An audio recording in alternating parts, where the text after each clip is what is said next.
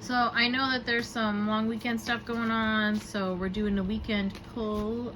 We're gonna see who is offering support and insight into this new weekend. Oh, I suppose I was supposed to be shuffling for any of that. Whatever. I was shuffling, you could hear me. So we've got the Miriam with their sacred vision. You choose to forgive in order to heal. See the light in all. Remember that love has no boundary.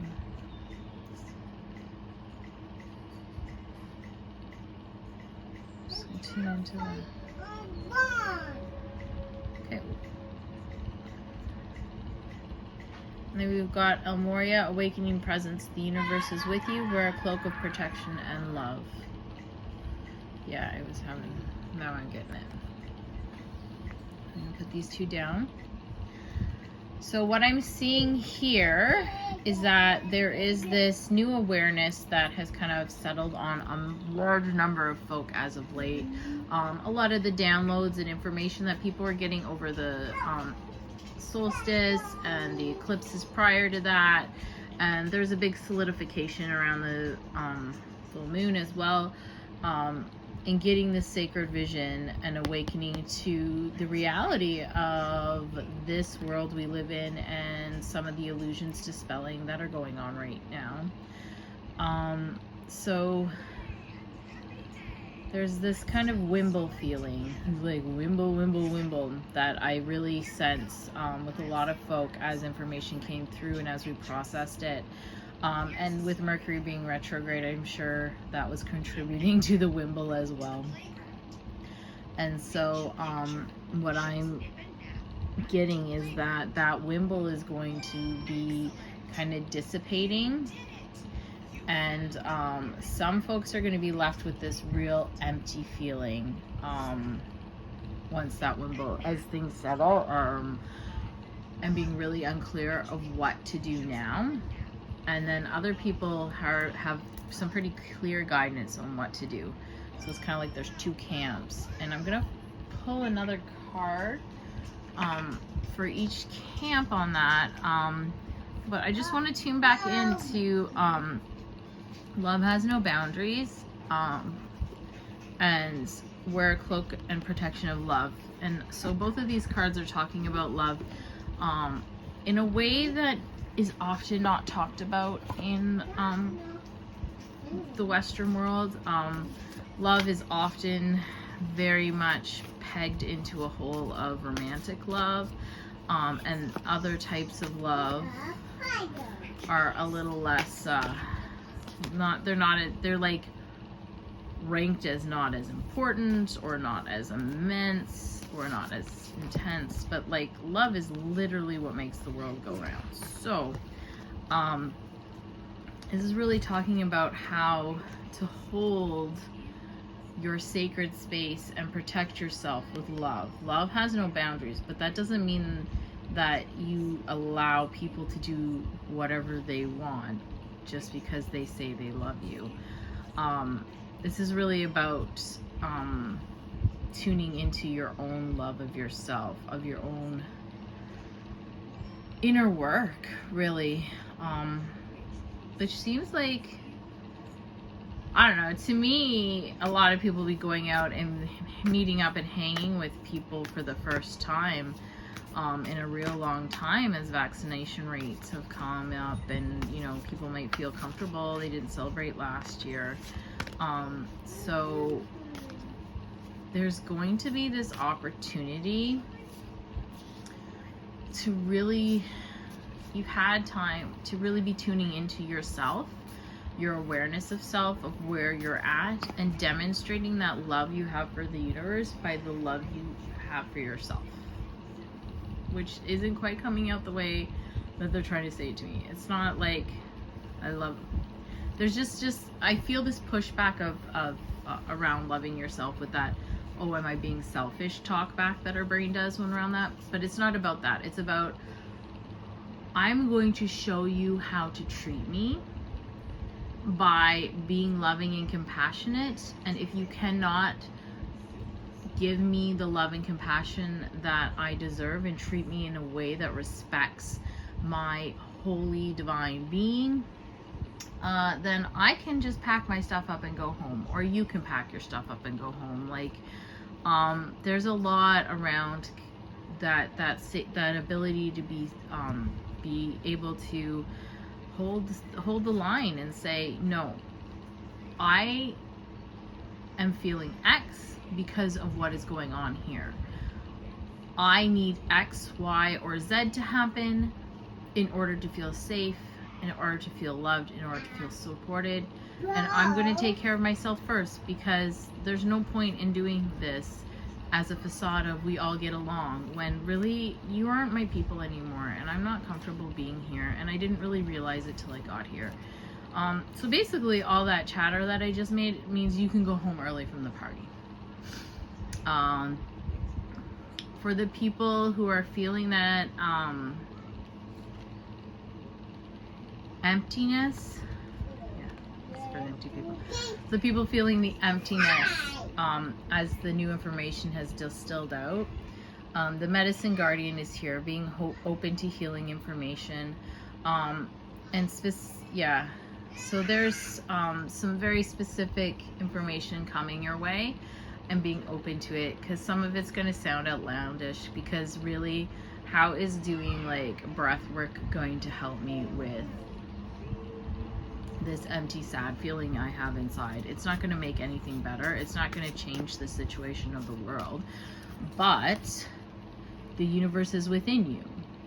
The universe is with you. Like, the universe, you are a microcosm of the macrocosm of the universe. So yes, you see to your own heart and your own being first, because it's only from that place of power of having, you know, having addressed the internals, that you're able to come out and bring that healing and awareness and so on into the external. And I really see a lot of you are actually going to have pop-up ads or something. Like, something's gonna just be like, I have no idea how this got to me, but this is like really weird, and so jump at it. And it might be someone talking at a party. Why are these stuck together? They're like literally stuck together. Just checking. Okay, so for those of you that got information and know where they're going, these two were stuck together like this, like stuck. I had trouble removing them, and it was just static cling. Like, there's nothing on these cards to stick them together. It was static cling. So that the first one is sage. Be devoted and committed. And I'm really tuning in to the peacock and the writing, and I see a lot of people journaling. I see a lot of people doing recordings, and I see this as hitting the books. So see beyond the current situation and the visions, and you see her veiled and seeing in. So with all these sacred visions, with all the downloads, like you can see even her hands are kind of mirroring the Miriam hands with the rings and everything. So you've got a bunch of information from your guides, from the universe, etc., the people you work with. You've got that information now. You've documented it up.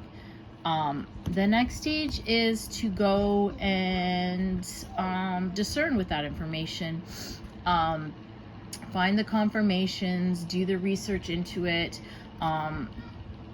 As much as we trust our intuition, it's important that we know who we're talking to, and that we're confirming that with some real world knowledge and information. And that's what I really see the sage as. The sage as a student of the world, it is a student of life, not necessarily in an academic sense. Talking to elders, talking to other people in your community, hear what they've been hearing, and directions, and making the kind of those connections and stuff. So if you don't know what you're supposed to be doing with all of the shit that's being revealed in the world, healing information is coming. It very much feels like if your instinct is to insta-reject, take a deep breath and maybe look at it deeper and ask yourself, what do I got to lose if I try this and see how it helps? And for those that have all kinds of information from the ether and the ethos and all of the that stuff. You know, you got your psychic knowings, your downloads. You got that. That's going to be the background that's supporting you in doing the research phase, seeing, you know, what other people are getting, connecting with other people are getting, getting your confirmations, getting that other, you know, that otherworldly knowledge into this world through the connections, through the understanding, and discerning whether that information is actually true, whether that information is actually, I mean, true is such a coded word, but actually in alignment.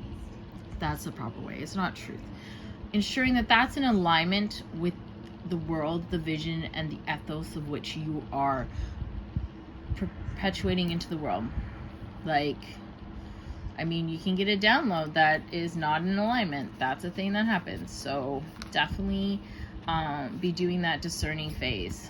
You're in the discerning phase and the active research phase before implementation. So I hope you have a beautiful weekend.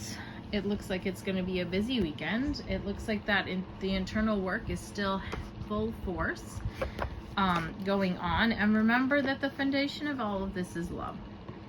And we're not going to love ourselves perfectly, because perfect love is the job of the universe, and we're the universe in human form. So humans are masters of messy love.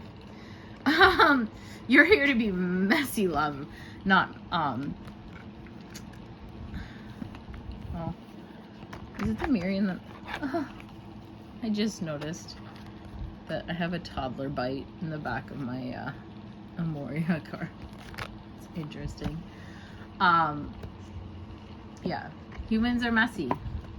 We're here to have a messy love time. We're here to learn and explore in a messy way. So don't be trying to be perfect, but use love as the foundation through which you navigate. So both the cards I read with are Keepers of the Light Oracle and Angels and the Ancestors Oracle. Both are by Kyle Gray, and the artwork is by Lily Moses.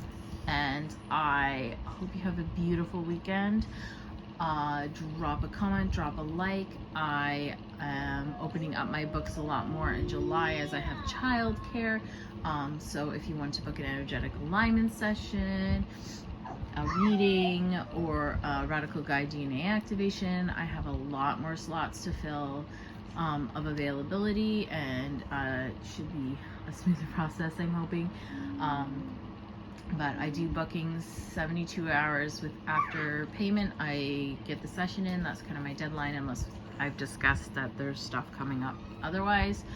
I usually know what my windows are, so usually I have a few windows in the 72 hours that I can do the work, and whichever one, the first window that I am able to, that's when I do the work, going the list of whoever booked last. So, and then you get your report within 24 hours. They're all distanced, they're all done kind of in the internal world, in my healing grid, except obviously the card readings are done kind of here too. But yeah, feel free to drop a message and we can connect and see how, if you want to work deeper. But otherwise, I hope you have a glorious day. You've got this. You've got this. Thank you.